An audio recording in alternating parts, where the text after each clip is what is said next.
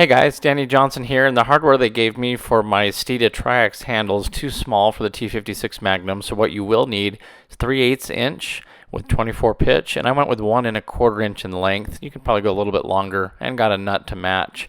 So basically test fitting these. These ones were also a countersunk one, so the height counts as the entire length of the bolt rather than just where the threads are. But it threaded in perfectly. I think somebody else had said a M10 would also work, but this had worked perfect with the 3/8 inch with 24 as the pitch. So I test fit both of these, and then the problem was with the Steeda handle itself is the holes are a little bit smaller than that. They're built for the hardware it came with, so it won't fit with the bolt. So what we're going to do is grab our 3/8 inch drill bit and just slightly hollow it out a little bit more so that it fits.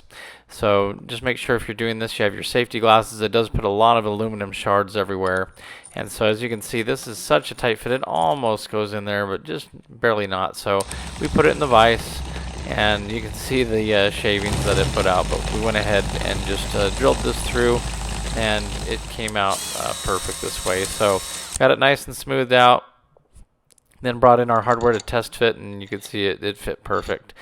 So we're going to go ahead and install this. So we're going to bring in our handle, and it did look a little bit close there to the bottom, not a lot of material left, so you could auger it upwards if you wanted with a smaller drill bit first. But we went ahead and put this on here, and again, the length could have been maybe a little bit more, especially when we have our nuts that we can bring in.